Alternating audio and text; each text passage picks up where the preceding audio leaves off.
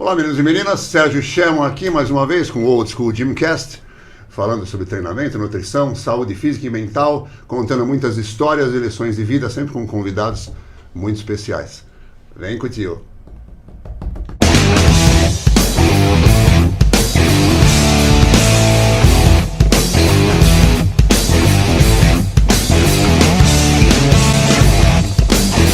Hasta la vista, baby. Meninos e meninas, estamos de volta com o Old School Gymcast e hoje com dois convidados muito especiais. Eu estou até emocionado, tá? Duas lendas. Eu posso até dizer, a gente vai falar, eles mesmos vão dizer quem é cada um, tá? Porque se eu for começar a falar aqui, vai chegar meia-noite e eu não terminei ainda. Então deixa eles falarem, mas só adiantando, a musculação hoje no Brasil não seria o que é, não fosse esses dois. Isso eu posso falar com toda certeza, tá? Então, primeiramente, Dr. José Maria Santarém Sobrinho e Eugênio Koprovski. Muito obrigado, meninos, Muito pela obrigado. honra. Tá? É um prazer quase sexual tê-los aqui. Quase. Contenha-se. Como é que estão os dois? Muito obrigado por ter vindo. Eu sei que o tempo de vocês são atarefados e coisa e tal. Tava difícil a gente conseguir um dia, um horário para os dois estarem juntos, principalmente. Mas graças a Deus conseguimos hoje aí. Vamos contar umas histórias para esse pessoal tão carente de informação séria, posso dizer, né? É um prazer estar aqui. Obrigado pelo convite. Obrigado, doutor Eu Santarém. agradeço o Zé, doutor Santarém. Chama ele de Zé. Zé. Eu conheci ele quando ele ainda era estudante de medicina, né? Bem no comecinho. Na Santa Casa, de São Paulo. E aí, Zé, né? Mas então, aí quando o Zé me convida para alguma coisa, é difícil dizer não para ele, né? Porque também, de certa forma, ele foi meu mestre, ainda é até hoje, em muitas questões ligadas à ciência do esporte, né? Sim. A qual, aliás, o esporte deve muito, né? Com toda certeza. Eu vou até contar uma historinha aqui, para dar uma... Câmeras em mim, João. Uma historinha interessante com vocês, inclusive. Eu nunca esqueço disso, é uma coisa que eu guardei para sempre. Fazem, não sei, quase 40 anos, talvez foi em 84, 85. Meu primeiro curso de técnico de musculação. Vocês dois estavam presentes e o Dr. Santarém fez o meu teste prático. E você pediu na ocasião para eu demonstrar alguns exercícios para peito. Para demonstrar, fazer a execução, enfim. Aí eu fiz lá o supino, você olhou, falou, tá ok. Você tinha o crucifixo. Aí eu falava o nome e demonstrava. Falei supino e fiz. Aí crucifixo. Aí eu falei, vou fazer o flying. E peguei o halteres e fiz assim. Que foi quando o Dr. Santarém me corrigiu. Eu falei, não, isso não é flying. Flying, né, é como os americanos chamam o crucifixo, o dumbbell fly, né? Isso aqui é supino com halteres, é o dumbbell press, não é flying. Enfim, não esqueci, mas até na ocasião falei, nossa, repeti, não passei no... Mas você passou, né? Passei, graças a Deus passei, não é por causa de um detalhe de nomenclatura, tinha corrido tudo bem, enfim, passei. Mas isso foi uma coisa que eu nunca mais esqueci, 40 anos. Aonde eu quero chegar? A gente vê hoje profissionais aprendendo na graduação errado. Eles falam flying nesse movimento, que é o supino com halteres, na verdade. Na graduação saem falando errado. 40 anos, gente, não aprenderam o nome de exercício. É muito comum. Essa nomenclatura ela é muito confusa mesmo. Nos meios universitários, né? Pois é, então o professor ensina errado. O professor aprende errado. O que vocês têm a dizer sobre relações? Porque é ruim, né? Você fala para o aluno, faz o flying, ele vai fazer esse aqui, pô, não é. Aí o outro vai fazer esse. Qual que é o flying? Bom, como você disse, o fly é o movimento de voo, né? Então é o crucifixo. E em inglês não tem dúvida nenhuma. Aqui na nossa língua é que criaram essa confusão. Esse aí é o dumbbell press, né? Dumbbell press, supino com halteres. Supino com halteres, né? E o pessoal fala flying, faz o flying. Fala, pô, mas não é isso. Que, aliás, é um exercício muito praticado, né? Inclusive por grandes atletas, né? Profissionais. E o pessoal devia prestar um pouquinho mais de atenção, né? Esse é um dumbbell press que todo mundo que... Exato. Eu até gosto de fazer mais que o supino com a barra, talvez, porque tenha mais amplitude, enfim. Ele tem a vantagem sobre a barra porque dá uma maior amplitude, né? Mas, por outro lado, também quando o cara treina pesado, ele precisa de 2 caras ajudando de cada lado. E a barra já não. Exato, exato. E que fiquem do lado até ele terminar, porque É, é comum até você terminar. dar o peso e vai embora, né? Esse dia estava aqui o doutor Gianola, vocês devem conhecer, Ah, o Fábio. sim, Ele claro. estava conversando sobre isso, que antigamente, quando criaram o exercício supino, era feito no chão, né? Parece até que foi um lutador de wrestling que para ter mais força. É o pra- Hackenschmidt. Exato, inventou. que depois inventou também o George agachamento Smith, Hackenschmidt. né? Fazia no chão. Depois colocaram um caixote, enfim, até a coisa evoluir para o banco de supino. E hoje você vê o pessoal na academia fazendo no chão, como se tivesse descoberto a América. Muito comum os caras fazerem essas Crucifixo no chão. reinvenção da roda. Né? Reinventando a roda, perfeito, é isso mesmo. E eu brinco no meu curso, quando eu mostro esse exercício, né, como é o nome? Eu pergunto, como é o nome? Todo mundo fala supino. Eu falo, não, supino é apelido. Isso aqui é um desenvolvimento com barra em decúbito supino. Olha lá, é É correto. porque a posição supina é aquela deitada em decúbito dorsal paralela ao chão. Por isso supino, né? Isso. Tá, aí o cara fala supino superior, supino inferior, tá errado, Tá né? tudo errado. É desenvolvimento inclinado, Sim, desenvolvimento sim. declinado. Isso mesmo. E então bom, e tem cara famoso falando Mas é justamente pelo que eu falei, na graduação eles não aprendem certo. Para você aprender esse tipo de coisa, tem que fazer uma pós-graduação, um mestrado, para começar a se aprofundar mais nesses detalhes que eu acho devia aprender na graduação, né? Porque é uma coisa Pode tão parecer simples, bobagem, né? mas não é, Devia poxa, estar na vamos- graduação. O problema é que nos meios da educação física, que sempre foi muito reacionária ao treinamento com pesos, Sim. eram os mais reacionários, muito mais que a medicina. Pra você ter uma ideia, quando eu montei a minha academia em 63, eu tinha lá, logo no começo, 2 ou 3 médicos treinando. Nenhum professor de educação física, nem o meu, Adriano Tedesco, treinou. Ele foi treinar depois que ele sofreu um acidente de moto, teve que fazer uma arrumação no joelho. Não tinha dele. nem a matéria na faculdade, né? Não tinha a matéria nada. não existia. Não, continua não existindo na maioria, né? Tem a matéria, mas os próprios professores são leigos, em muitos casos. Não tô Eles vinham buscar informação generalizando, conosco, né? Posso dizer que eu me incluí em relação a isso. Quando eu era adolescente, eu comecei a gostar de Faz musculação. pouco tempo, claro. Claro, anteontem. Mas aí eu queria estudar alguma coisa relacionada, né, com treinamento com peso. E pensei em fazer educação física, mas não dava para fazer, porque as pessoas que iam para a educação física eram estigmatizados, havia bullying. Você treina com peso, já olhavam torto para você. Eu fui para a medicina. E relacionavam já com o uso de substâncias na proibidas época, ou não? isso Na aí época não era. não. Isso eu digo a década de 60. Sim. Então, O Dianabol, que foi o primeiro esteroide anabolizante sintético disponibilizado à venda nos Estados Unidos, foi em 1958. No início dos anos 60, a gente nem falava sobre essas coisas, nem aqui nem lá, na realidade, no começo, né? Aqui se conhecia como uma tal vitamina americana, o Dianabol.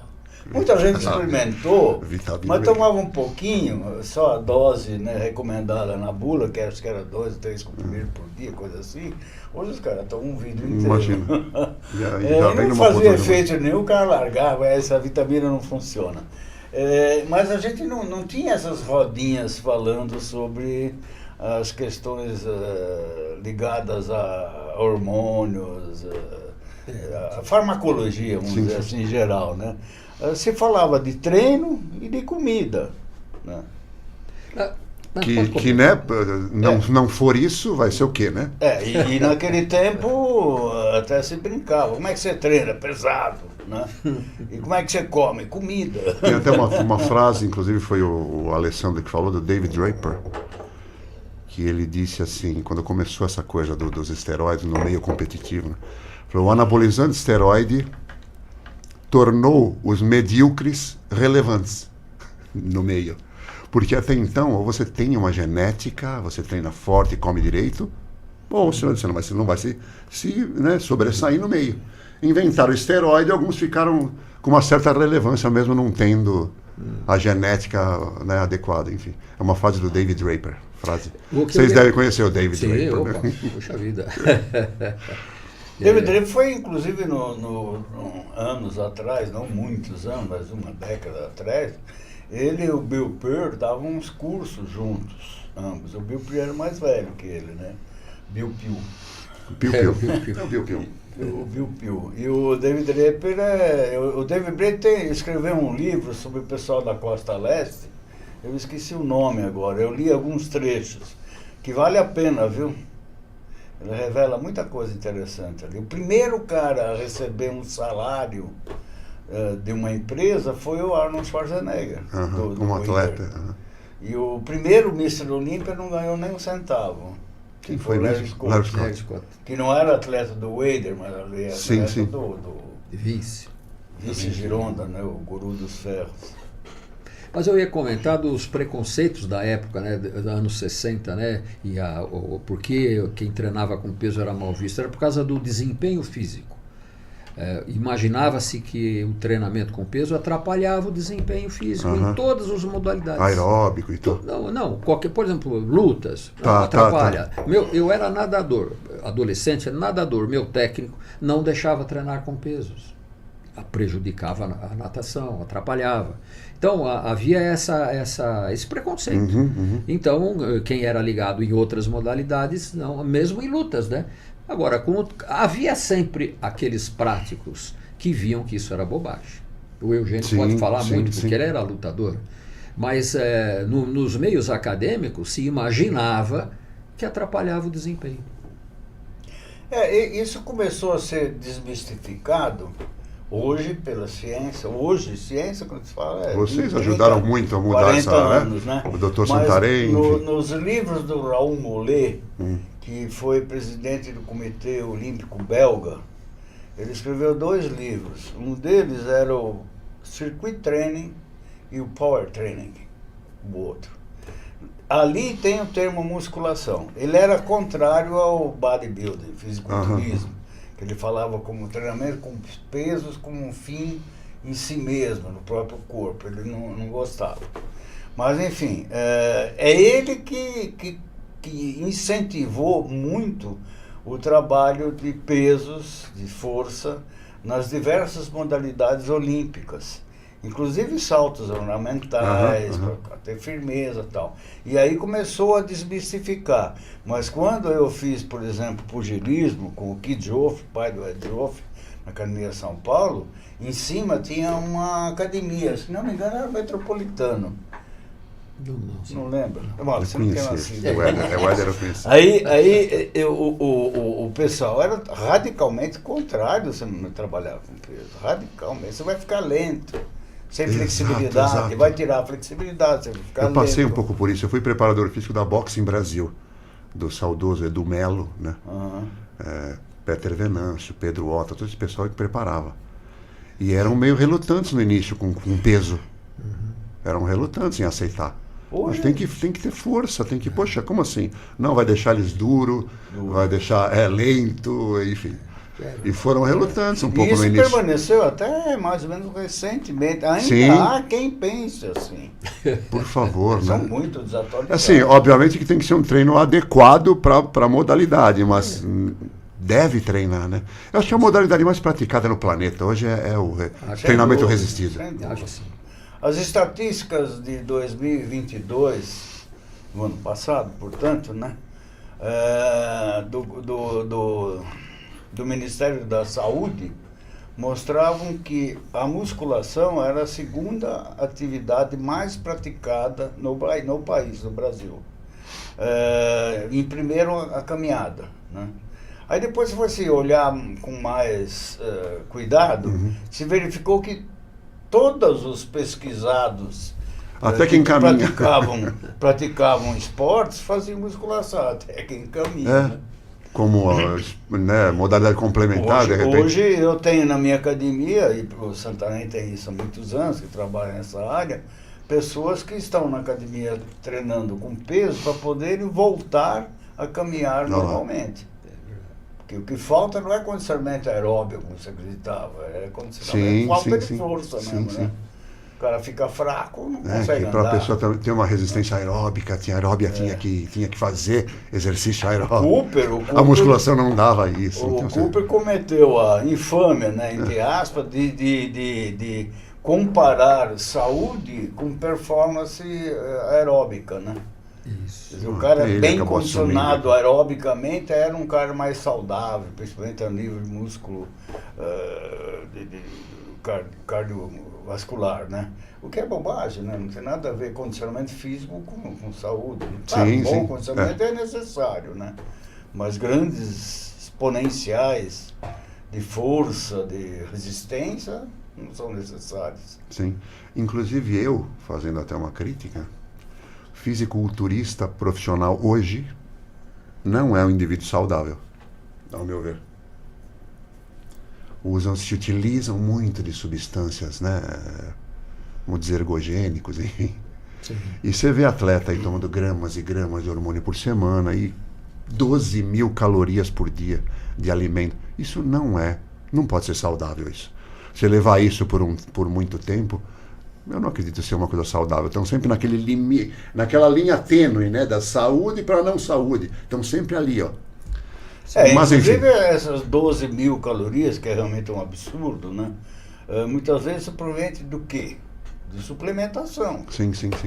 em grande parte. Né? Não, mas você imagina o sistema digestório aguentando isso por anos, 12 mil calorias e hormônio, enfim. Isso. Eu não vejo muito como saudável, assim, essa alta performance nesse nível. Não sei. Sem dúvida. Antigamente era diferente, né? Visava-se o quê? Um corpo bonito, obviamente, porque é o culto ao corpo, mas eu acho que a primeira ideia da coisa é a saúde. Um corpo bonito e saudável. Hoje a saúde ficou meio que em segundo plano. Tem uma coisa a ser ponderada, é o seguinte, por observação prática, eu acredito que a ciência da nutrição também corrobora com esse pensamento, a capacidade do indivíduo de fazer massa muscular, grande massa muscular, é uma advinda de questões da própria natureza dele, né? Genética. Né? Porque, por exemplo, vamos citar dois exemplos muito conhecidos no Brasil. Luiz Otávio Batista de Freitas, nosso primeiro Mr. Olímpia. Eu costumo dizer, Mr. Olímpia não, campeão mundial. Mr. Talvez o primeiro a participar do Olímpia, peso pesado. Chegou a participar do Olímpia. Esse precisava bater nele para parar de comer. Eu me lembro uma vez me ligaram do Clube Pinheiros, que ele treinava no Pinheiros, que ele era sócio, e treinava também na minha academia. Aí ele estava em dieta para uma competição e alguém me ligou, pô, Luiz Otávio tá comendo abacaxi, ele falou que você que mandou ele comer abacaxi. Eu falei, não, eu falei mesmo, e daí, qual é o problema? Eu falei para ele comer uma rodelinha de abacaxi depois do almoço. Não, mas ele tá comendo o abacaxi inteiro. Né? E outro, o Alex dos Anjos, né, mais recente, que ele não comia. E uma massa muscular incrível, uma densidade muscular superior, inclusive, à densidade do próprio Luiz Otávio, né? E esse tinha que bater para ele comer, né? Depois com o tempo ele foi aprendendo e tal, mas ele comia mal, pouco e mal, né? Então, como são detalhes genéticos, né? É questão genética. A genética é a base de Hoje tudo. a pessoa quer fazer essa correção tomando coisa. Existem estudos sobre os genes da hipertrofia, né? Todos nós temos os genes da hipertrofia, mas em alguns de nós, os genes não funcionam direito. Então, estudos demonstraram que só 25% das pessoas reagem bem à musculação. 25% reage bem. 50% reage mais ou menos. E 25% não reage. O sujeito treina, toma a bomba, faz na conta. Aliás, na nossa vivência, a gente conheceu gente que tomou muita bomba e não aconteceu nada. Eu conheci vários. Não tinha genética. Foi uma mais que muito atleta. Que eram tidos como os caras estavam mais usando o ergogênico, mais esteroides. E não conseguiram nada. Né? Havia até uma brincadeira. Bom, dizem que o quem Eugênio mais... tomando cerveja, ganha de você com o pé nas costas. Tava de cerveja. Dizem que quem mais se utiliza desse tipo de recurso hoje são ciclistas, é isso? Confere ou não? Não sei quem falou. Deixa eu ver, Fernando Marques, um estudo feito. Ciclista, não tem nenhum ciclista, fisiculturista. Tem. O número de doping positivo entre os esportes olímpicos é o ciclismo e a natação e o levantamento de peso. Né? A corrida também, principalmente 100 metros, que é força. Sim, né? sim. Sprint, né? Isso é um dado dos testes sobre esteroides no olimpismo, é um fato. Tem até uma Tour de France, né, Volta da França, que é a corrida profissional mais famosa, mais respeitada no mundo todo. Né? Há um tempo atrás eu estava lendo que uma ocasião, essa prova é anual, né? É a mais concorrida do ciclismo mundial, Tour de France. O investimento é multimilionário das empresas nessa corrida. E os governos também fazem questão de investir.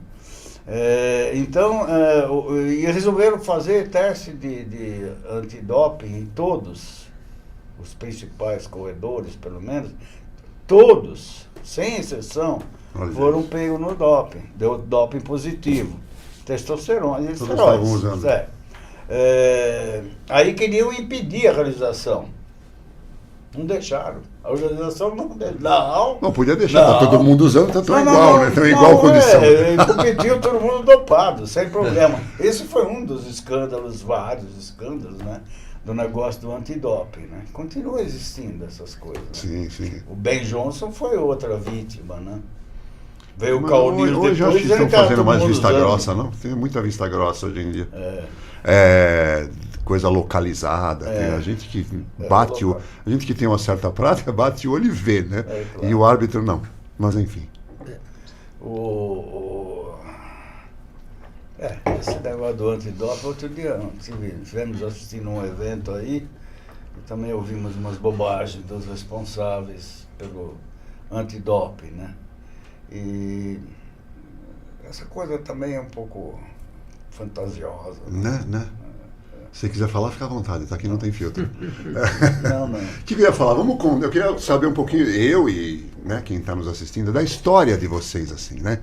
Onde começaram, como começou, o que levou a fazer musculação, enfim. O Eugênio, que é mais velho, começa pelo Eugênio? A gente termina até domingo. Menos jovem. Fala, querido. Não, Você é fundador do Instituto Paulista? Não, fundador do Instituto Paulista. É ele. Você também o Azinha. O Azinha. Você conheceu Eu o fui Azinha? sócio. Conheci sim. O Azinha chegou a ser presidente da FEPAM? Também. Mas ele foi presidente depois de da você. Federação Paulista de Culturismo. Tá. A FEPAM veio depois. Tá, FEPAM. Não, todo mundo me chama de pai da musculação do Brasil. Sim, né? sim. Mas É como eu te é conheço. que eu sempre digo, né? A vitória tem muitos pais, né? A derrota é órfã. Né? E quando eu cheguei, já tinha gente lá. Já tinha gente na federação, né? Tinha o comendador Angotti, né? O Amador Paz de Almeida. O Amador Paz de Almeida antes, né? Já falecidos. E eu cheguei lá comecei a frequentar as reuniões da Federação Paulista, onde eu conheci o Santarém, né? E outros, Benedito Honório, que foi candidato, inclusive foi vencido, que foi um dos primeiros atletas brasileiros a ter expressão internacional, né? E eu assumi em 76, 1976. O que ocorre é o seguinte, que a partir de 76, nós tínhamos também o presidente da Confederação Brasileira, Dr. Lércio Martinez, um médico de Campinas, você deve ter conhecido também, ouvido falar. Ele era muito atuante, ele amava esse esporte, né? O esporte dos pesos em geral, da força. Ele mesmo era praticante e tal. E ele se uniu, ou eu me uni a eles, né, lá do pessoal de Campinas, e resolvemos fazer a regulamentação da entidade junto aos organismos internacionais. Então foi filiado à FBB, à IPF, do básico, a Federação Internacional de Luta de Braço. Ele queria também se filiar ao cabo de guerra. Eu falei, não, vamos parar, para devagar, para com essa viagem aí, né? E aí a gente começou realmente a entrar nas questões internacionais, né? E o esporte começou a crescer, né? Devo também muito ao Santarém, as suas intervenções com relação à arbitragem. A arbitragem era uma imoralidade, né, na época, né? Mas depois foi se tornando bem mais séria, né, bem mais comprometida, etc. Enfim. E foi existiam alguns cursos, eu cheguei até a fazer eu acho, da FEPAM de árbitros. Sim, tinha.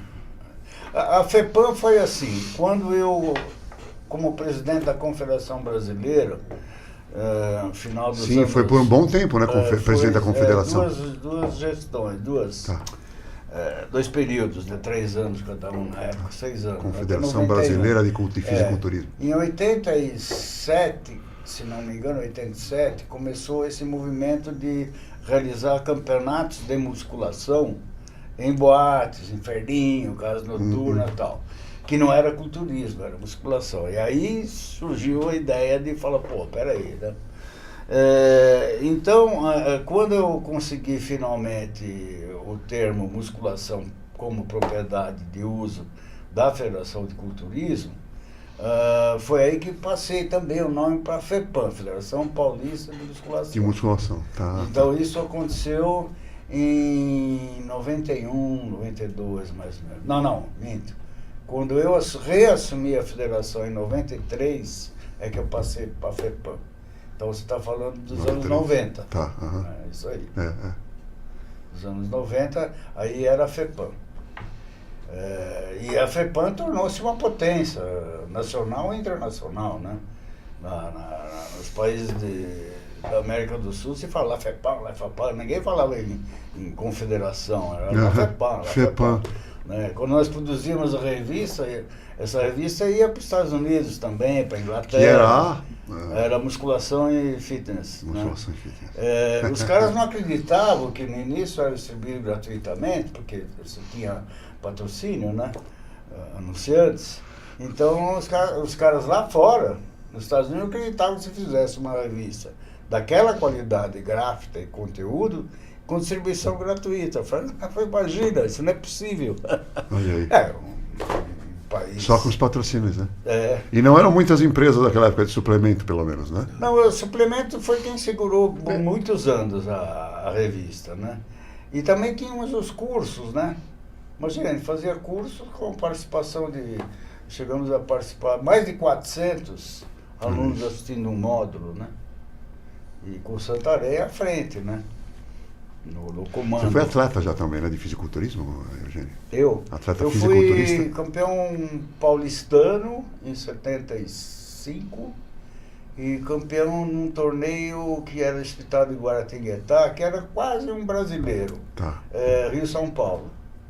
Chamava-se Campeonato Rio-São Paulo, porque o brasileiro não era disputado todo ano. Né? E aí em 70... Também não eram tantos atletas, né, naquela época? Não eram tantos, né, como hoje. Eu me lembro que o máximo... Todo mundo se conhecia, todo mundo conhecia todo mundo. Sim. Já sabia quem ia subir. Chegava assim, na ponte, você está lá assistindo o campeonato, aí chegava alguém, você não vai entrar? Eu falei, não preparei para isso, né? Não, mas só tem 2 caras na categoria tal, eram só 2 categorias, né? Quer dizer, então tinham 5 caras. Eu me lembro disso, aconteceu uma vez. Tinham 3 numa categoria e 2 na outra. Eu seria o terceiro, só para não ficar chato. Tá bom, aí eu arrumo uma sunga, você entra. Aquela sunga assim, né? Calção. Hoje no clássico, era assim, campeonato de estreantes, que era um campeonato bastante concorrido, que era estreantes. Tinha cara que era campeão do carioca de musculação e ia competir em estreantes. Então isso tudo foi sendo abolido, né? Moralizado e tal. Então, essas coisas assim, a moralização se deu muito em função de que a gente se uniu, deu sorte talvez, ou coincidiu, da gente se unir a pessoas muito sérias. Santarém é um, Dr. Lércio Martinez, né? E vários outros, né? É o amor pela coisa, né, Santarém? Vieram, eu não acredito nas coisas de sorte, não. Você faz acontecer, né? que vieram, a gente se unia a pessoas que gostavam de fazer aquilo, que eram competentes, né? O próprio Gianola, por exemplo, que veio posteriormente, também é uma pessoa que contribuiu muito, né? E daí várias figuras foram surgindo que colaboraram muito para o crescimento do esporte, e é o que é hoje, né? O Luiz Otávio, quando esteve aqui há poucos anos atrás, ele falou para mim: Eugênio, isso não existe na Califórnia. Ele ficou impressionado com a quantidade e a qualidade do físico dos atletas que ele viu aqui. Ele tinha uma competição pré-pro, né, da entidade internacional aí que faz a seleção do Olímpia, né?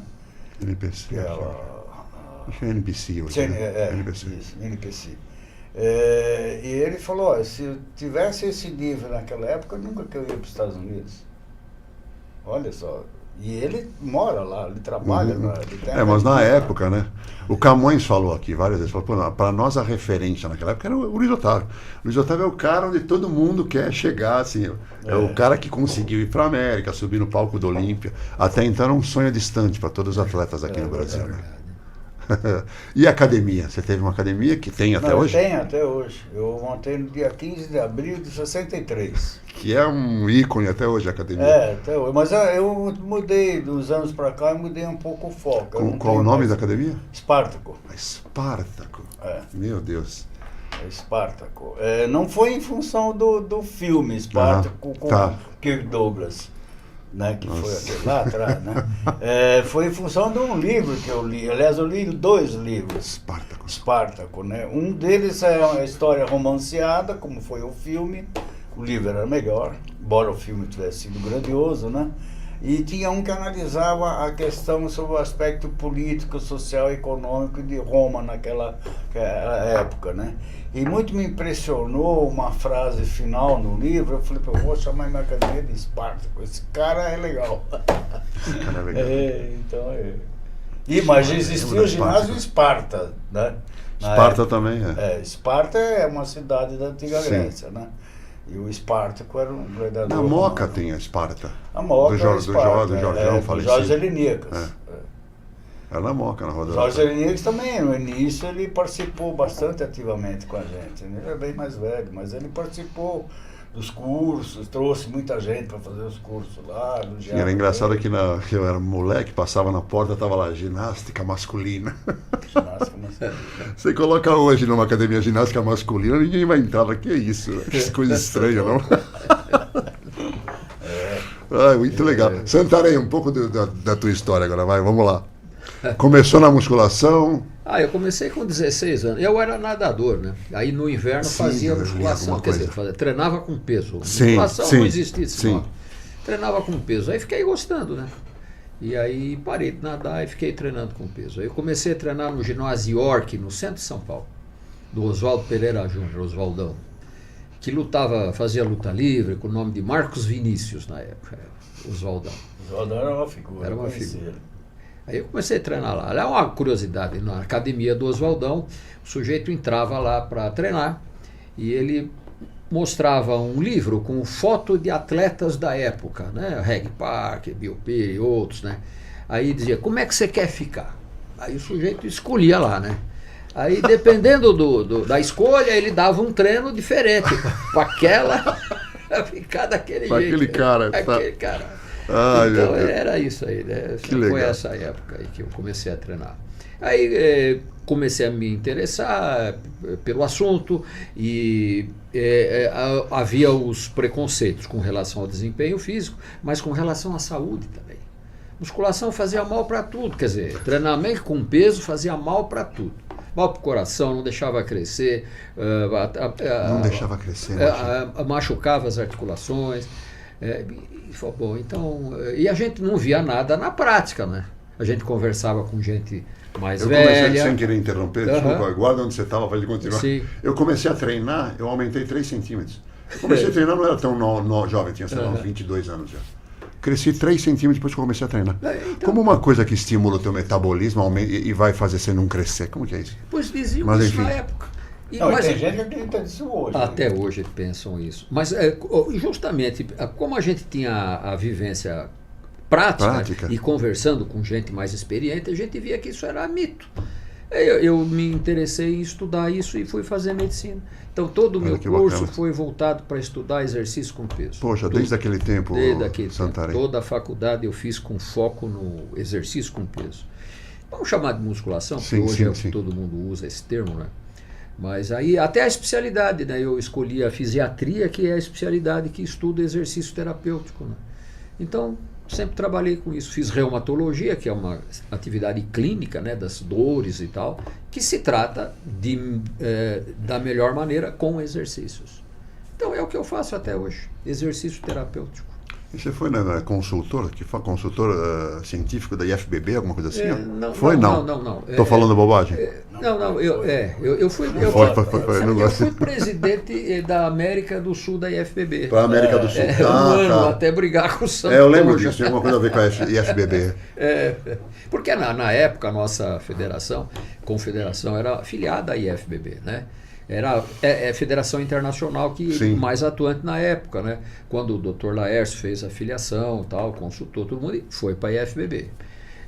Na época só podia ter uma federação para cada modalidade, uma em cada estado e a brasileira, né? Uhum. Então hoje é diferente, você pode ter várias entidades. Na época era uma só e todas oficiais ligadas ao CND, Conselho Nacional de Desporto. Sim. Por isso que o Eugênio tinha todo aquele trâmite para convencer o pessoal do CND das nossas pleiteávamos coisas, né? Então, enfim.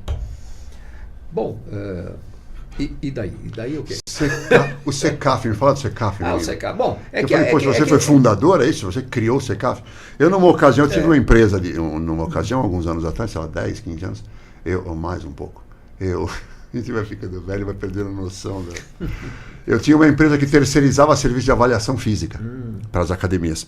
Então, por um bom tempo, fiquei estudando mais sobre avaliação física, enfim.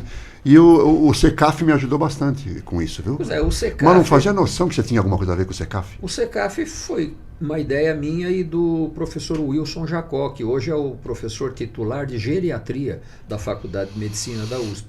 Ele é um atleta, foi remador, né? Então nos associamos e criamos o SECAF, com a proposta de estudar musculação em idosos. Que é Centro de Estudos em Ciências da Atividade Física. Exato. Ele não existe mais, porque a Faculdade de Medicina, não me lembro mais em que ano, ela fez uma reformulação do seu organograma e tal, e acabou com todos os centros de estudos. O SECAF era um centro de estudos ligado à geriatria. E todos acabaram, aí o SECAF também. Né? Então a gente, durante 14 anos ele existiu.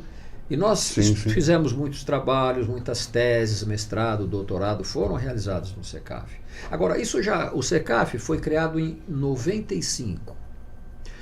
Quando eu ainda era recém-formado e tal, já fazendo a minha especialidade, eu fui morar em Santa Catarina. E lá em Joinville, e lá eu fundei a Federação Catarinense de Culturismo. Na época era culturismo, Federação Catarinense de Culturismo. E montei um ginásio lá, o Instituto Califórnia de Cultura Física. Não era musculação ainda, isso em 80. Cultura Física. Depois mudou para musculação, né?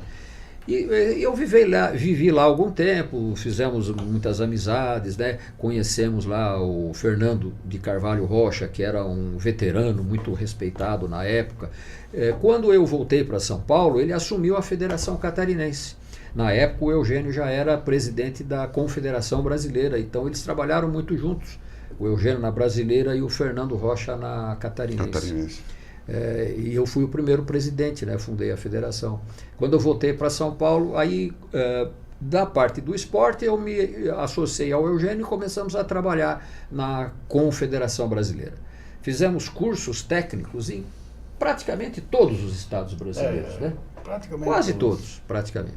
E isso em cursos técnicos. E ajudei na organização da arbitragem da Confederação. E paralelamente fundando federações, né?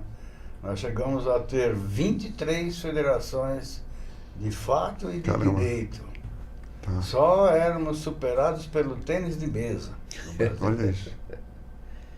Bom, mas então isso na área do esporte. Na parte da medicina eu resolvi fazer a pós-graduação, fiz doutorado e tal, estudando exercício com peso, né? E aí que eu conheci o professor Wilson Jacó, e com ele criamos o CECAF. Durou um bom tempo e tal. Na época, eu já tinha projetado, aliás, não, foi depois, em 91, eu projetei uma linha de aparelhos para musculação, com uma proposta de ativar bem os músculos e aliviar as articulações. Então usei o sistema de alavancas. E no CECAF, a gente utilizava esse equipamento também para estudar. Hoje ele é comercializado, é fabricado pela Pórtico. Tá. Do José Manuel Correia. É Biodelta, é isso? É a Biodelta, Biodelta, exatamente. bem conhecida. Mas em 96, ainda no CECAF, eu criei um curso de especialização que existe até hoje. É o curso de especialização em fisiologia do exercício e treinamento resistido na saúde, na doença e no envelhecimento. Esse curso tem 27 anos. Até que a morte não separe. Até que a morte. Saúde na doença. Boa ideia, faltou complementar. Ele existe até hoje ligado à Faculdade de Medicina, ao Hospital das Clínicas, da Faculdade de Medicina. Então já formou mais de 5.000 profissionais. Esse é um curso de especialização para profissionais da saúde, médicos, fisioterapeutas e educadores físicos, basicamente, né? Então, o Instituto Biodelta, que eu coordeno, ele começou a atender pessoas em 2001. E até hoje a gente atende pessoas com aplicações terapêuticas da musculação, que é o exercício terapêutico por excelência, né? Sim, a musculação. Sim. Então, basicamente, essa não tem como não concordar, né?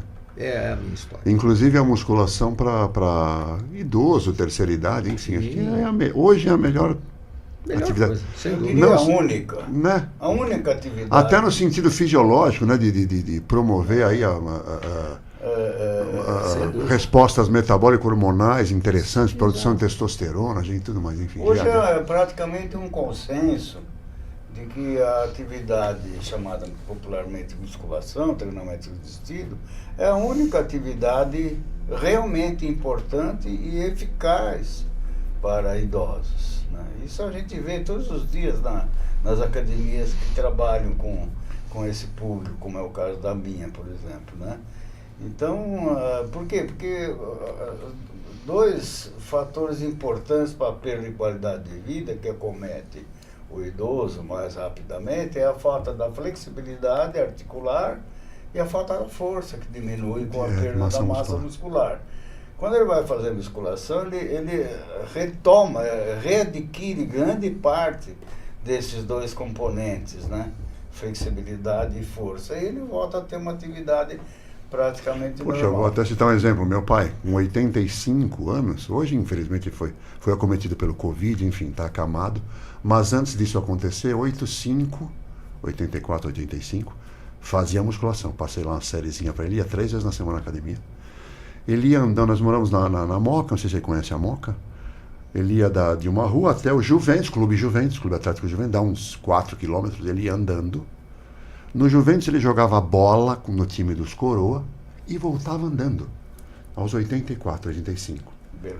Musculação, mudou a vida dele. Infelizmente, enfim, Covid, essa desgraça toda. Mas isso já não está tão bem. Hoje, Mas talvez se não tivesse a saúde que tivesse, também esse Covid teria ido embora, com certeza. Pois é, com certeza. Mas enfim, eu sou prova viva disso aí, viu? E uma coisa que cria muita confusão entre profissionais é que as associações internacionais que estudam atividade física e saúde, elas têm emitido regularmente orientações para a população. E nas suas conclusões, eles recomendam que todo mundo deve caminhar meia hora por dia e fazer 2 sessões de musculação por semana. Isso está sendo muito mal compreendido por profissionais, inclusive. Por quê? Porque, na realidade, isso é uma sugestão. Todos os trabalhos disponíveis sobre o assunto mostram que qualquer atividade física é saudável, produz saúde. Saúde no sentido de diminuir a incidência de doenças crônicas. A pessoa tem que ter um gasto calórico semanal adequado para ter menos doença. Quem gasta mais do que um mínimo é considerado ativo. Quem gasta menos é um sedentário. Esse ponto de corte é 600 calorias por semana. Isso dá meia hora por dia de caminhada, 3 sessões de musculação para dar 600 calorias.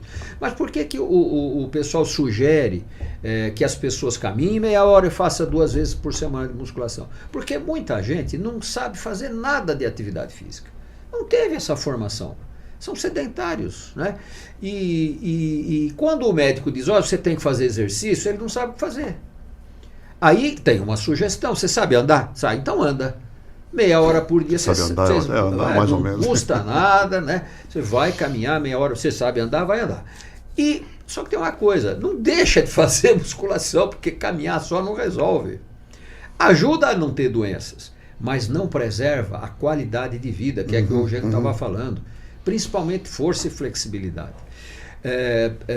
Se o indivíduo só caminhar, ele vai perdendo massa muscular e força como se fosse sedentário. Olha isso. Não é que perde menos, perde igual. Então o sujeito que só caminha, quando chegar numa idade avançada, ele vai começar... Aqui eu lembrei de uma piada. O indivíduo que só pratica caminhada, ele vai perdendo massa muscular como se fosse sedentário. Ele vai chegar... Resumindo, a caminhada não adiantou porcaria. Corta esse negócio. Pode falar, desculpa não. Não, tem que cortar, não dá pra... É que outro dia, agora ele vai cortar, porque outro dia eu estava falando, o indivíduo que só caminha, soca a sua, soca dele, soca a minha. Soca a sua, soca a minha.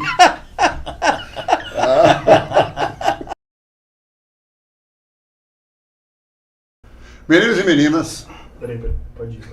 Volta de novo, por favor. Câmaras em mim, meninos e meninas, Crianças. prestem atenção nisso, né?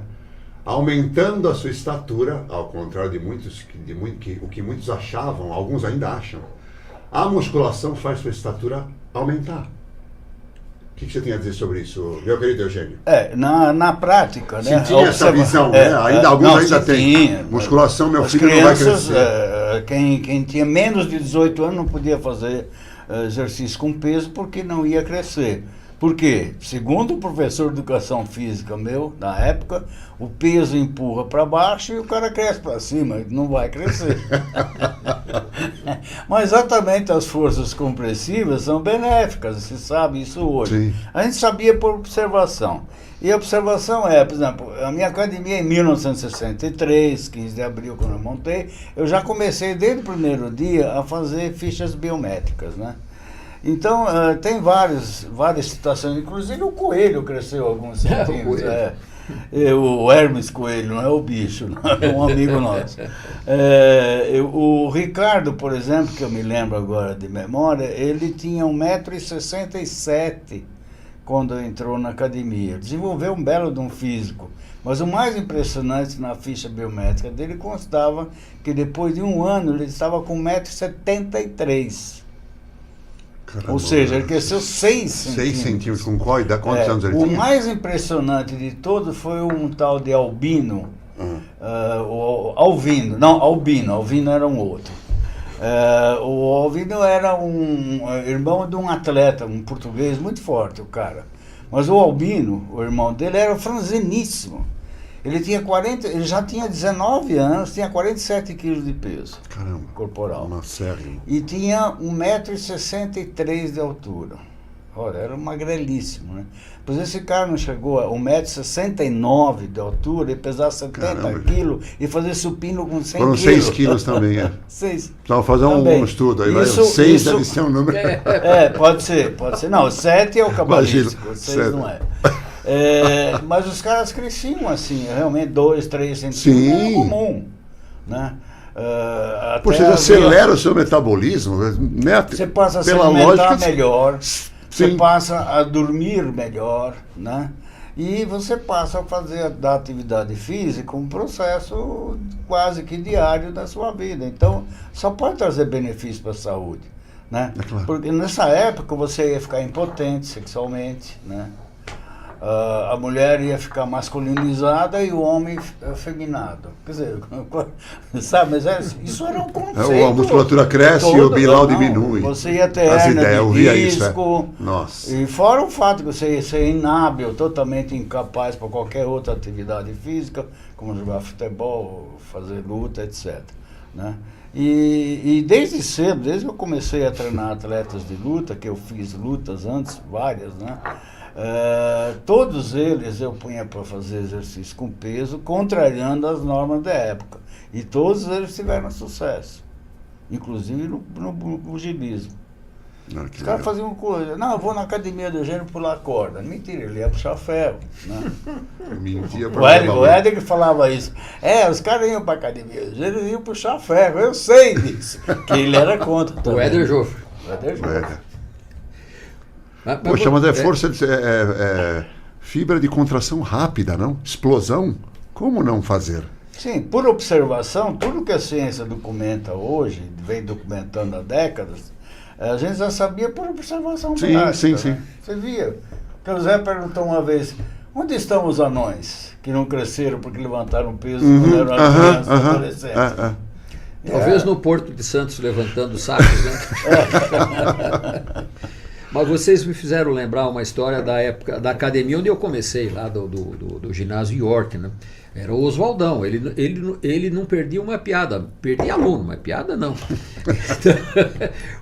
Chegaram dois adolescentes lá e perguntaram para ele, mas escuta, se a gente vier treinar aqui, halteres, né? A gente não vai ficar impotente? Aí ele falou, escuta, olha, eu vou explicar uma coisa para você.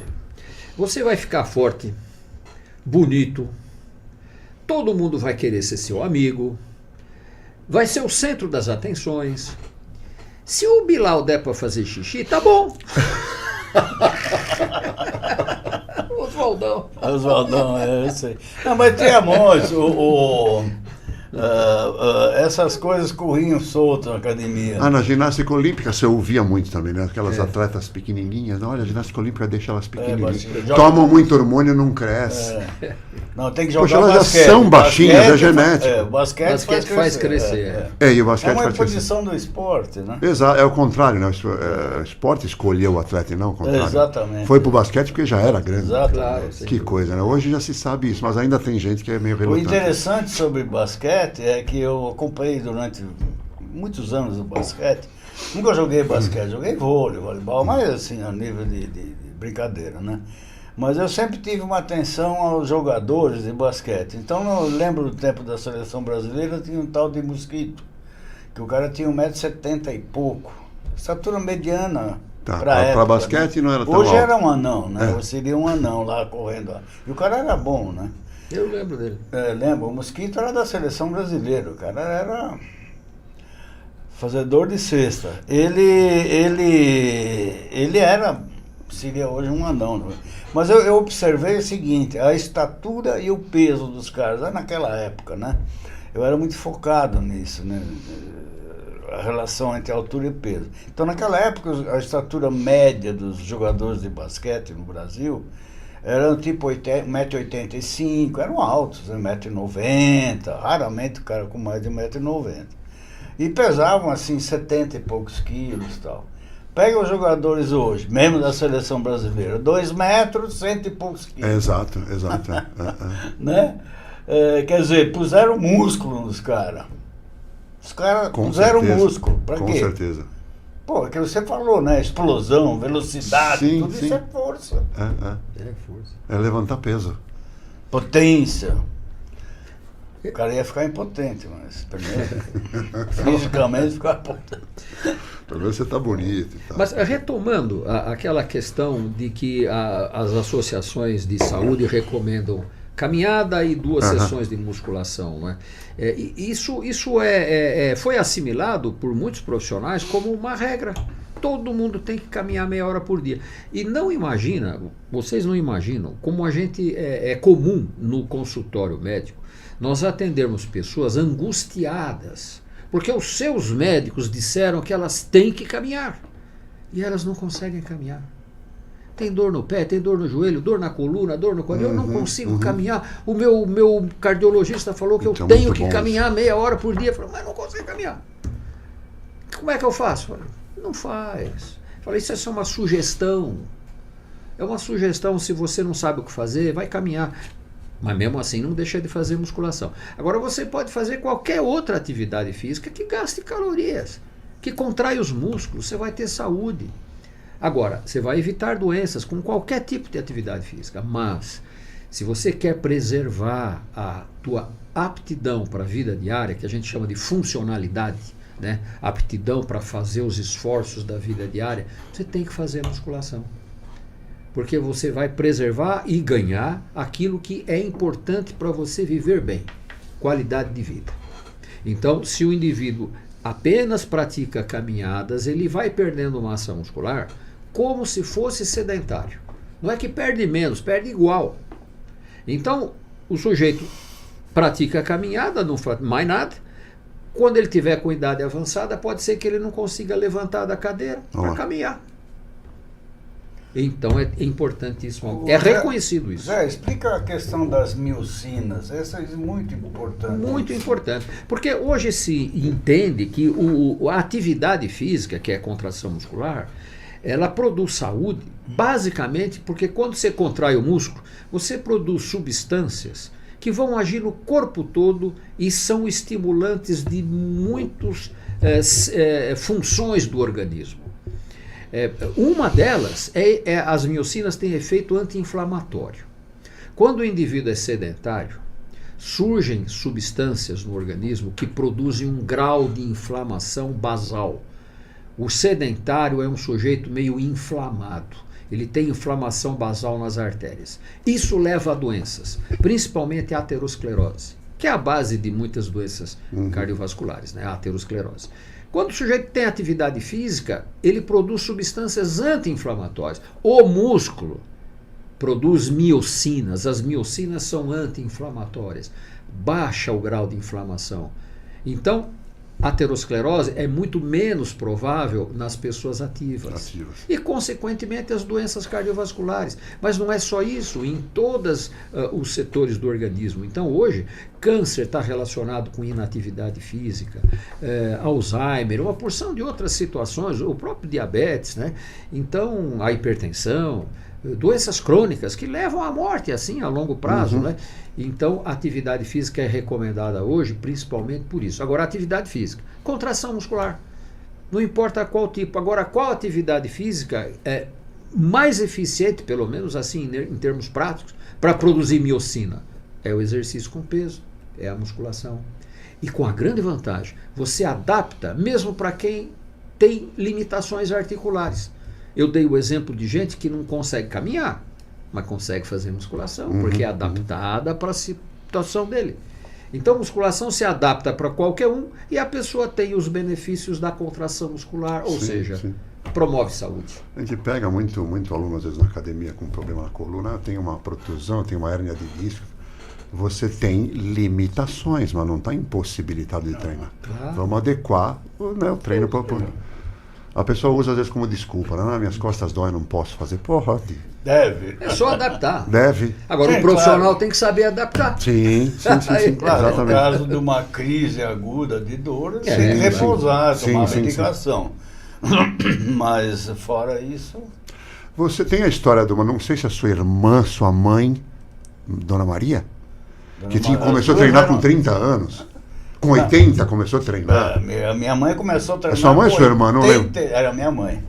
Essa história contava para todo mundo. Às vezes chega com 50 na cadeira, já tô velho. Essa história é interessante. A minha mãe era... Sua mãe? É, minha mãe. Dona Maria. Ela tinha 82 anos quando ela começou a treinar. Quer dizer, todo mundo está em tempo, né? De começar. Sim. Porque ela, como ela lia muito, era muito interessada, e até eu assinava para ela o jornal Folha de São Paulo, o Estado, um desses dois, acho que era a Folha.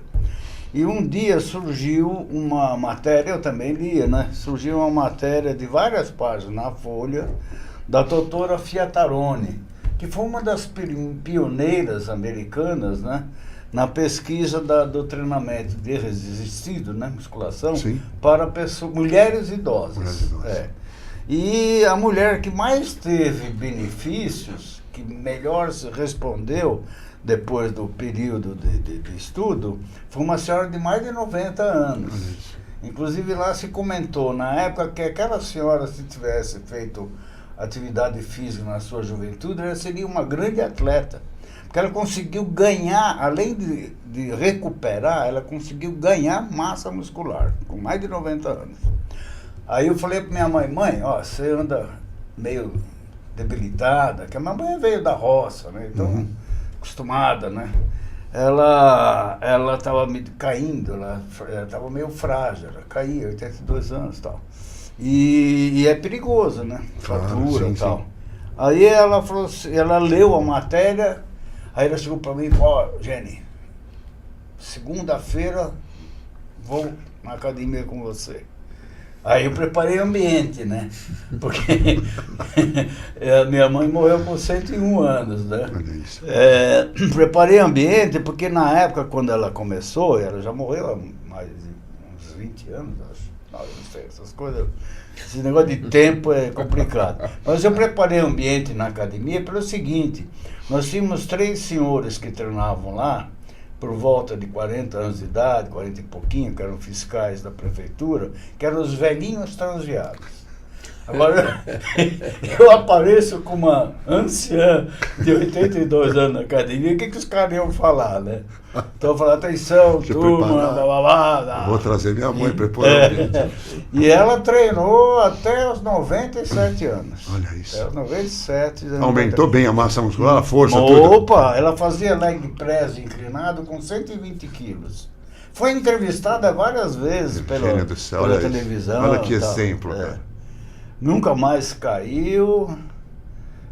Até eu me lembro, tem um filme recente que mandaram para mim, ela sendo entrevistada por um repórter aí da Record, acho. Você ouviu isso, João? Começou a treinar com 82.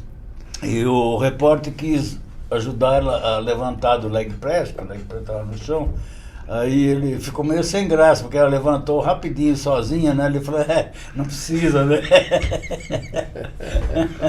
Que coisa, gente, com 82 ainda assim. Então você vê que, né, depois dos 80 a pessoa ganhou massa muscular, ganhou força, melhorou a qualidade de vida, principalmente. Mas era sistematicamente, 3 vezes por semana, não faltava não. Olha lá. E depois ela ficou de uma tal dieta maneira, específica ou não? Ela pegou aquela doença do bodybuilder dela, né? Eu estava conversando com a minha irmã sempre nunca treinou, mas foi sedentária, ela gostava, mas ela não fazia. Aí as duas estavam conversando assim, aí uma hora eu estava ouvindo a conversa das duas, ela falou assim, Ânima, olha o teu braço, molinho. Olha o meu aqui, pega aqui. Ai. 90 e poucos anos, olha isso, falando para a filha, que já era idosa também. Muito e legal. outro, o cara, ela punha o pino no puxador, por exemplo, que ela gostava de fazer, o puxador por frente, né? Ela punha o pino a um certo peso, né? Aí o professor, ela dava a volta, ia lá e subia o peso, diminuía a carga. Diminuía a carga, né? O cara, pá! Põe lá embaixo. Poxa, eu aguento, caramba, deixa eu. Põe, aumentava o peso. Foi muito legal isso. E ela foi estímulo para muitas senhoras na época, né? Poxa, não só para senhoras, para qualquer pessoa. E você fez um comentário, você vê, com idade avançada aumentou a força, a massa muscular e tal. Lembra que eu comentei que existem 25% das pessoas que não conseguem aumentar a massa muscular. Então, essas pessoas não vão aumentar a massa muscular, mas todos aumentam a força. E para a qualidade de vida, o que importa é a força. Sim. Então, para não cair, para fazer as atividades, do precisa ter força. Então, é. Força todo mundo aumenta. É claro que quem aumenta a massa muscular aumenta mais a força. Sim. Mas quem não consegue aumentar a massa, aumenta a força. Então musculação é bom para todo mundo. Exatamente. Mesmo para aqueles que não reagem bem.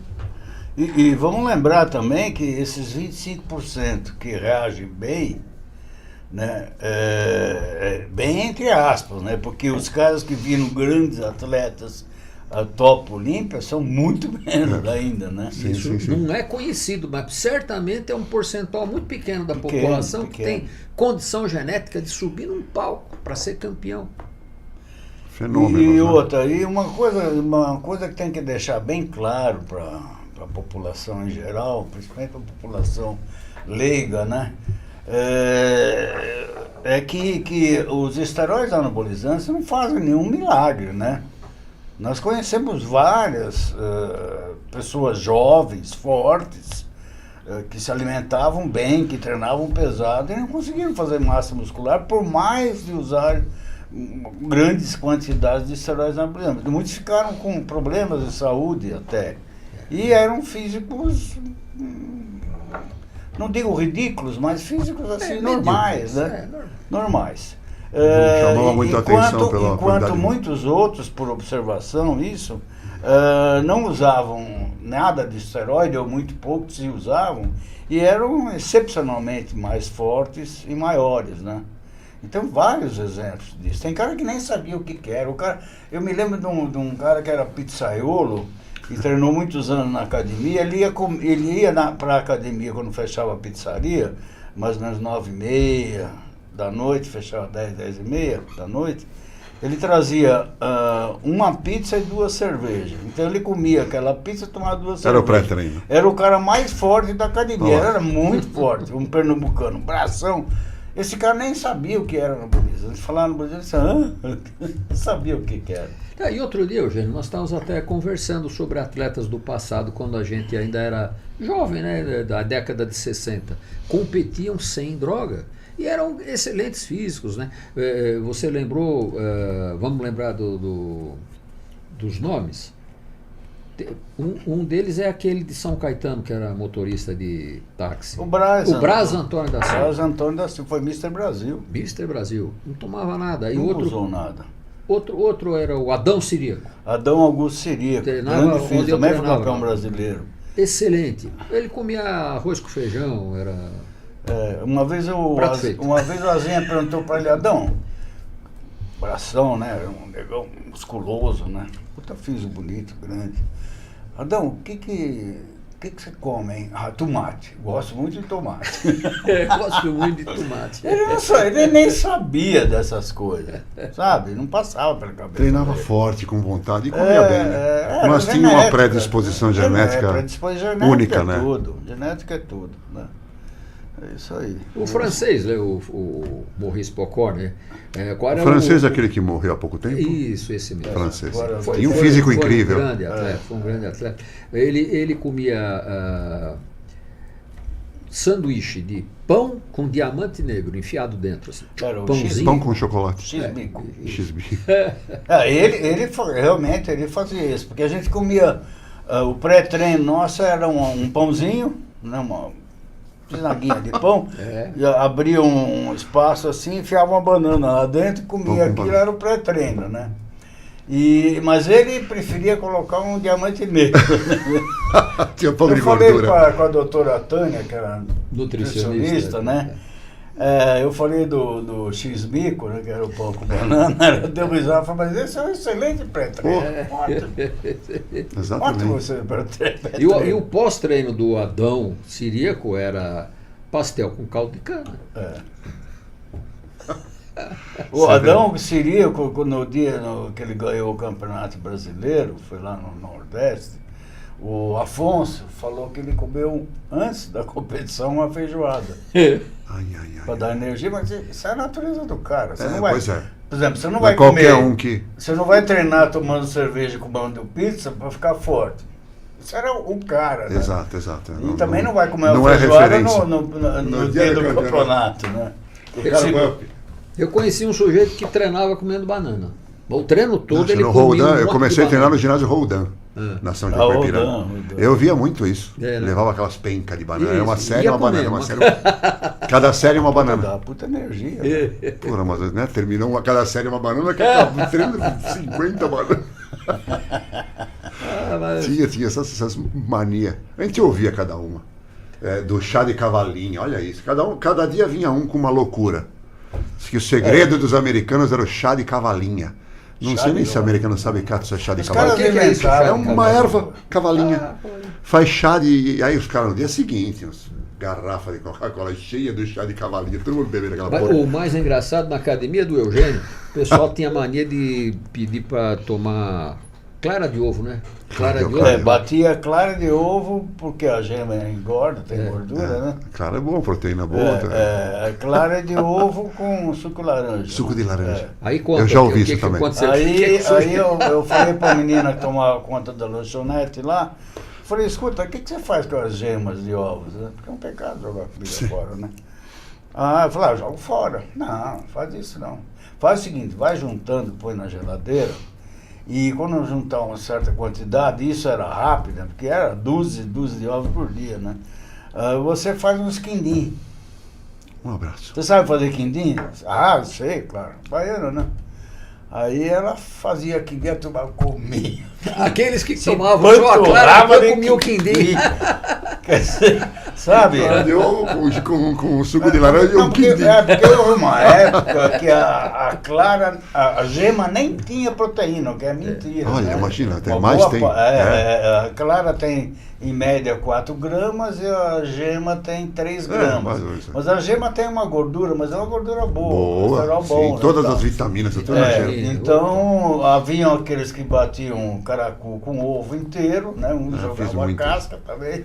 Engraçado que a gente ouvia umas coisas na época, não sei se procede, eu acho que não, que o ácido da laranja quebrava a molécula de proteína da clara e já virava aminoácido. Você já ingeria a coisa... Não, essas coisas tem.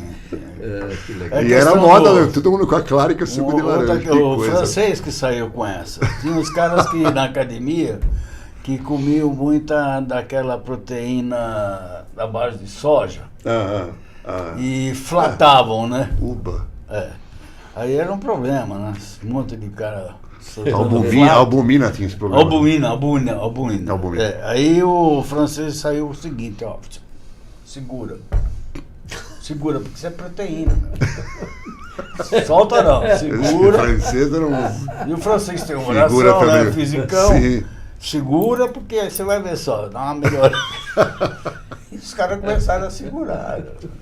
Eu lembro de uma vez que um desses flatou e o outro reclamou, né? Falou, pô, tal. Ele falou, respira fundo que é proteína pura. O Extra. O Extra sim, essas respira coisas. fundo que é...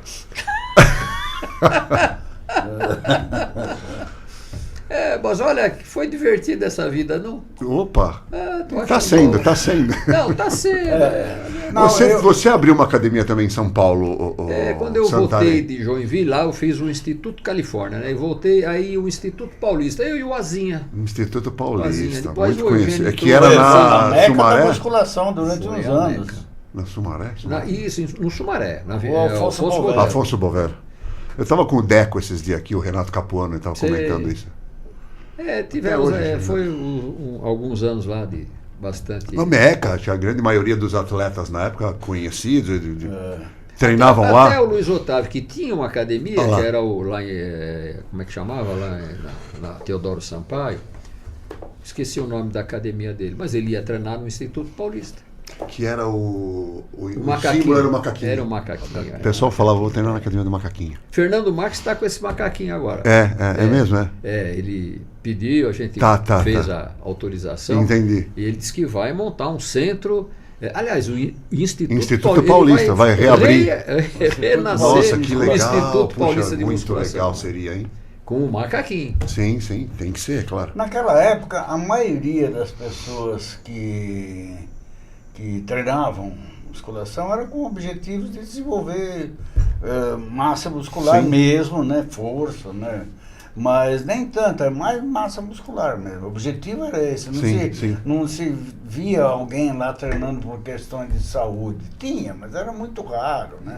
Porque era um negócio que ainda não se tinha conhecimento. Nem nós mesmos, que era da área. A Que ia gente ficar já grande e presumia, forte. né? Mas que, consequentemente, acabava ficando mais saudável, Sim, obviamente. mais saudável, claro. Principalmente se não havia adição de drogas Sim, hormonais, sim, né? sim.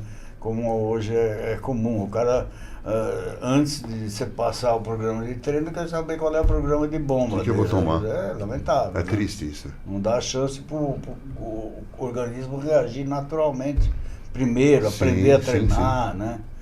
E então isso é uma coisa lamentável, porque acredito que o grande potencial de transformação não é o treino, a boa alimentação, o repouso, e sim a droga que ele vai tomar. Infelizmente. Pensam assim mesmo. Esse é o grande problema, né? Hoje que nós temos, né? No modo geral, né? Não todos, né? Tem caras um pouco mais inteligentes que sabem que isso não é possível, né? Mas essa é uma coisa que eu vejo, o meu modo de ver. Até vários convidados que vieram aqui, atletas hoje, profissionais da área, coaches, pensam da mesma forma. A musculação competitiva hoje, o nível dos atletas, não evoluiu. Você pega atletas dos anos 90, 2000 e pega os de hoje. Qualquer atleta Open do Olímpia hoje, se levar para aqui do tempo do Ronnie Coleman, sei lá, começo dos anos 2000, não pega nem entre os 10. Isso dito pelo Coleman. E qualquer atleta daquela época hoje ganha fácil Olímpia. Não teve evolução. É verdade. Chegou no limite, né? Mas o que eu vejo também, eu estou, né, dentro da academia há 30 anos, dentro de uma academia, de um centro de treinamento, enfim. Vocês também, obviamente. Não estão treinando como deveriam. Eu acho que não é mais aquela coisa que era antigamente. Vamos treinar e técnicas de treino, né, que deixam questionáveis. Não sabem se alimentar adequadamente, acabam compensando a coisa com os esteroides. Estão tomando mais que nunca, mas não estão treinando nem se alimentando como treinava nos anos 90, 2000. É que as academias se tornaram também um centro de relacionamento social. Porque antigamente tinha um número mais limitado de pessoas frequentando as academias, né? Já haviam poucas academias, né? Hoje existem milhares delas, sei lá quantas mil, mas a população ativa no Brasil parece que está em torno de 5% só. Então o potencial de crescimento é gigantesco, né? Exatamente. Só que virou uma coisa que também eram acusados, a musculação, o halterofilismo, né? Era acusado também, você vai num lugar isolado, num canto, levantar peso, você precisa fazer atividades que você tenha um melhor relacionamento social. A academia sempre foi um bom lugar para ter relacionamento social. Você vê quantas piadas nós contamos? Claro que sim. Já naquela época. Mas na hora de levantar o peso é você com o peso. Hoje mais ainda, só que hoje muita gente vai com o foco de ir lá para fazer relacionamento social, contar piada, bater papo e se relacionar com as pessoas, né? Paquera, etc, etc. Agora, também é válido, treinar, foco, disciplina, né? E aí que não ficasse aí brincando durante o treino, quer dizer, eles levavam um pé, né? Mas eu digo também assim na questão, sabe, técnica mesmo, né? De técnicas de treino, de alimentação, se inventa muita coisa. Mas fulano falou que aquela dieta, aquele negócio que toma, que faz não sei o que lá. Muita invenção, pouco resultado, sabe? E invenção é o que eu treino falei, também, 20 anos quase, poxa, e o fisiculturismo não evoluiu. Pro.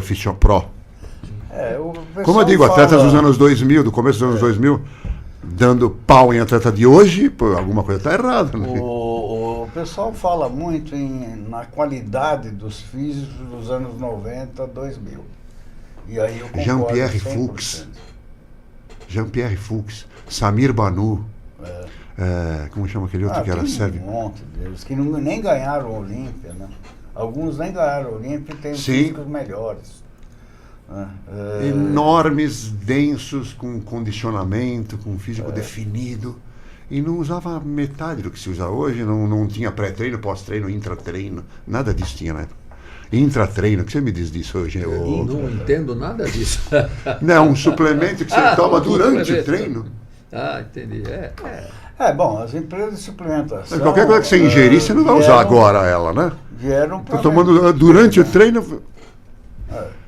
As empresas de suplementação querem vender o produto, naturalmente, né? O indivíduo... Há uma concordância entre todos os nutricionistas, e é um fato, né? De que o suplemento alimentar faz um grande efeito mesmo principalmente nas pessoas, notadamente nas pessoas que se alimentam mal. E muita gente se alimenta mal. Sim, opa. Por exemplo, comer alguma coisa antes do treino é A importante. palavra já diz, né? É uma suplementação. É uma complementação alimentar, né? Você complementa, tem carência de proteína, Sim, então sim. você complementa com whey, coisa assim, né? Ou você vem do trabalho sem ter comido nada, você Sim. toma lá um pré-treino, né? Ou come alguma coisa, né? E isso aí é um fato. Isso a gente também descobriu na base da experiência, do erro e do acerto, né? A gente, nas academias naquele tempo, anos 60, 70, por aí, sempre tinha um liquidificador ou dois lá no fundo, uma piazinha, onde você batia lá, antes do treino, lá um banana com fruta, né? E ovo e tomava, né? E acho que a proteína mais treino, rápida, assim, era o ovo, né? E depois não tinha do treino suplemento você de proteína. colocava lá ovo com leite. Sim, o interessante é que é uma naquela tremenda época, proteína, sabia, não ovo e leite. Naquele tempo já se sabia, hoje muita gente não sabe, que embora o leite seja um alimento considerado proteico, ele é riquíssimo em carboidrato. Sim, e é o que precisa depois do treino, é carboidrato. É. E a gente tomava o leite com ovo, então tinha o tava carboidrato e a muito bem. proteína, né? Mas isso já era uma praxe, aqueles que treinavam sério, né? E a alimentação é importante no desempenho, né? Claro. E o suplemento facilita, né? Muito, eu também acho. É mais O transporte facilita a ingestão. Ele veio para ficar e é uma boa pedida, né? Já pensou levar um bife no bolso? Nossa. Ou um ovo Com cozido? certeza. Um ovo cozido, abre aquela coisa. Você prepara um shake, leva, só põe água e um abraço. Com certeza facilita. Então, É isso aí. Bom, meninos, conversamos. Mais alguma coisa que vocês querem acrescentar? Não. Alguma história que vocês querem contar, que vocês acham legal?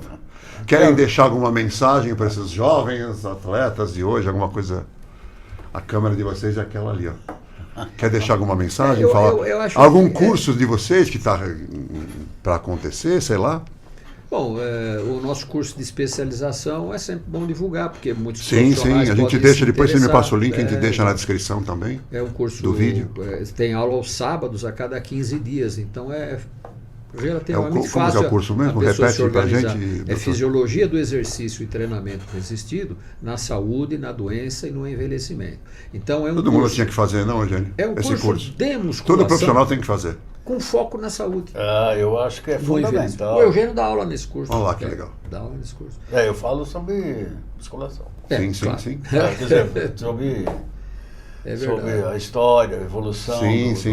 dos processos de É treinamento. um curso, tal. acho que muito importante, todo mundo deveria fazer.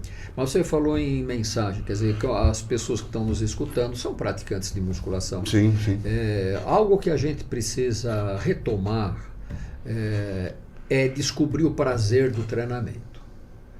Porque se a pessoa vai para o treino com a ideia de fazer um grande sacrifício, pode funcionar para um atleta que tem um objetivo de um campeonato, então ele vai lá e ele se treina forte e tal, e se cansa e tudo bem. Mas a maioria das pessoas não tem um objetivo desse de competição. E as pessoas precisam treinar para treinar a vida inteira.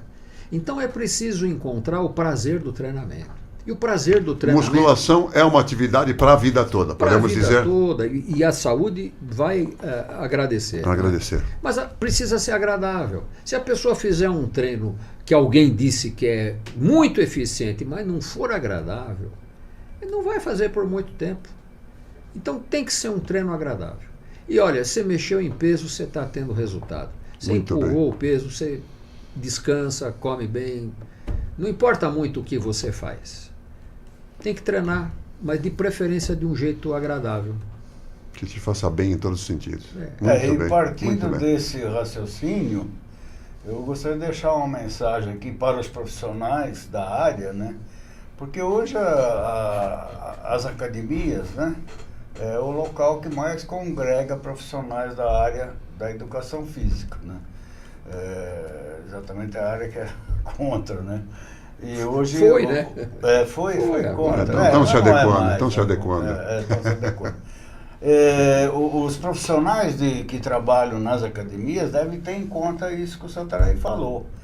Tem que se tornar agradável. Para isso é que existe hoje em dia nós temos uma variedade enorme de equipamentos, porque a variação dos exercícios é motivadora. Então o indivíduo que passa sempre os mesmos exercícios para o aluno, né? Ou então que obriga o cara, tem que fazer agachamento, tem que fazer levantamento de terra, tem que fazer remada, tem que fazer rosto, sabe? Isso aí era para nós há 60, 70 anos atrás, era o que tinha, né? Então qualquer movimento, como disse Santarém, é benéfico. Então a variação é importante, motiva o seu aluno a permanecer na academia, né? E essa é a ideia, fazer com que o cara, com o tempo, a pessoa com o tempo, vá adquirindo esse prazer de se exercitar através do que ela vai sentir de resultados, tá? Então, se ele é obrigado a fazer exercício que ele não gosta de fazer, ele provavelmente vai embora e deixa de ter bons resultados, inclusive a nível de saúde. Então, variar exercícios, né? Fazer com que até mesmo um atleta varia, né, os exercícios, porque é de motivação, né? Sim, Uma forma de com motivação. certeza. E alguns profissionais ainda passam, talvez até por desconhecimento, né? Passam sempre a mesma coisa, né? Sempre aquele arroz e feijão, arroz e feijão, arroz e feijão com arroz, aí muda. Então, Não, de arroz e feijão para arroz e feijão já mudou já alguma coisa. mudou, O estímulo é outro. Mistura o arroz com feijão ou feijão com arroz? E só para complementando o que o Eugênio está falando, tem também o contrário, né? Aqueles que ficam mudando, como se fosse Todo dia parque um de treino diversão diferente. também, né? Então, eu acho que o principal fator que cativa no treino é a pessoa aprender a sentir o músculo trabalhar. Então, eu vou fazer um exercício, mas tem que saber o músculo que você vai trabalhar, né?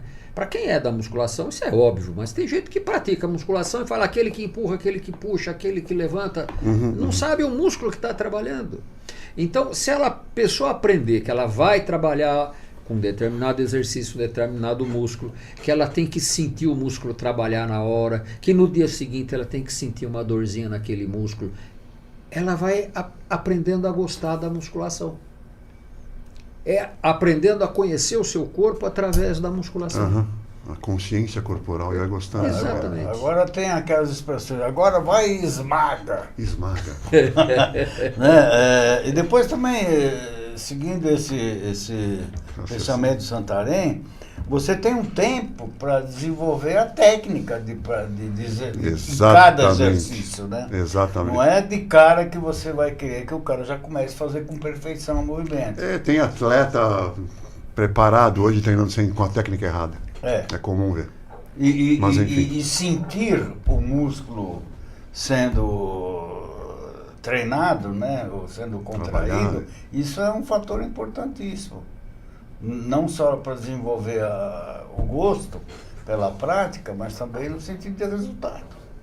Tem cara que só faz força, né?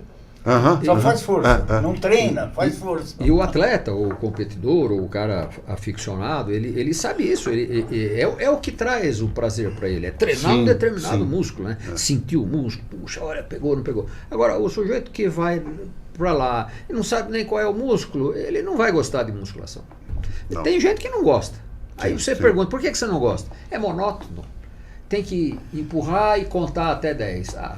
Isso é muito chato. Claro que é chato, não é assim que se treina, né? Não, monótono é jogar futebol.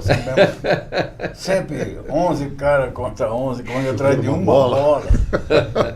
Não tem nada de novo. Há séculos. Muito bom, muito bom. Bom, gente, muito obrigado então pela presença de vocês. Foi um prazer imenso, aprendi muita coisa aqui. Vamos voltar mais vezes, obviamente, porque tem muita coisa para contar, não? Meninos? Tem muita coisa. Se a gente for desenvolvendo e puxando assunto, ele não sai mais daqui. Vamos voltar outras vezes, com certeza. Foi muito agradável. Obrigado por hoje, viu? Mais uma vez, foi uma honra, sinceramente. Obrigado, tá bom? Obrigado. Câmeras em mim. Obrigado, João. Meninos e meninas, então vamos ficando por aqui. esses dois caras incríveis aqui, aprendemos muito. Vão voltar outras vezes, com certeza, com mais histórias, enfim. Tá ok? Domingo que vem tem mais. Beijo do tio. Fiquem com Deus.